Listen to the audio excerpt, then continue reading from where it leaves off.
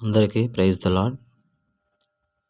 ఈ దినము హెబ్రోను క్యాలెండర్ వాగ్దానము యోబు గ్రంథము 5వ అధ్యాయము 20వ వచనం. క్షామకాలమున మరణము నుండి యుద్ధమున ఖడ్గబలము నుండి ఆయన నిన్ను తప్పించును. ఈ మాటలు మనము చూసినట్లయితే యోబు గ్రంథంలో మనము చూస్తే ఈ మాటలు తేమానీయుడైన ఎలీఫజు అనేటువంటి యోబు స్నేహితుడు చెప్పినటువంటి మాటలుగా మనము చూస్తూ ఉంటున్నాం. మరి ఇక్కడ చూస్తే కనుక క్షామకాలమున మరణము నుండి యుద్ధమున ఖడ్గబలము నుండి ఆయన నిన్ను తప్పించును. కాబట్టి ఈ లోకంలో మనము జీవించినంత కాలము మన యొక్క జీవితము అనేకమైన యుద్ధములు పోరాటములతో కూడినదిగా మనము చూస్తూ ఉంటున్నాం.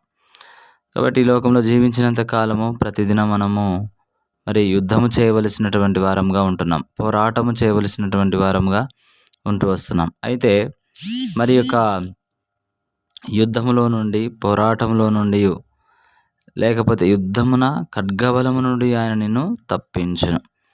కాబట్టి ఈ ఖడ్గబలం అంటే శత్రువు యొక్క చేతిలో నుండి మరి శత్రువు యొక్క బంధకంలో నుంచి ఆయన నిన్ను తప్పిస్తాడని చెప్తూ వస్తున్నాడు. కాబట్టి ప్రియమైన సహోదరుడ సహోదరి, ఉదయకాల సమయంలో ప్రభు మనతో మాట్లాడుతున్నటువంటి మాటలు యుద్ధమున ఖడ్గబలము నుండి ఆయన నిన్ను తప్పించును. కాబట్టి ఎన్నో మరి యుద్ధములు మనము ఈ లోకంలో చూస్తూ ఉంటున్నాం. ఖడ్గబలము కాబట్టి ఖడ్గానికి బలం ఉంది, అది ఖండించేదిగా ఉంటా ఉంది. అయితే దేవుడు మన పక్షాన ఉండి మనలను తప్పించేటువంటి దేవుడుగా ఉన్నాడు. కీర్తనలో ఒక మాట రాయబడింది, నీతిమంతునికి కలుగు ఆపదలు అనేకములు, అయితే వాటన్నిటి నుండి యెహోవా వానిని తప్పించును అని. కాబట్టి యోబు కూడా ఎన్నో కష్టాలు, ఎన్నో ఇబ్బందులు, ఎన్నో అవమానాలు, ఎన్నో నిందల పాలవుతూ వచ్చాడు. అయితే దేవుడు ఆయనను అన్ని విధాలుగా కాపాడి భద్రపరిచి మరి తప్పిస్తూ వచ్చినట్లుగా మనము చూస్తున్నాం. ఈ ఉదయకాల సమయంలో దేవుడు నిన్ను కూడా అలాగా మరి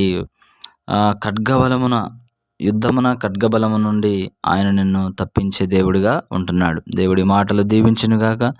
దేవుడు మిమ్మల్ని, మీ కుటుంబాలను దీవించునుగాక. అందరికీ ప్రైజ్ ద లార్డ్.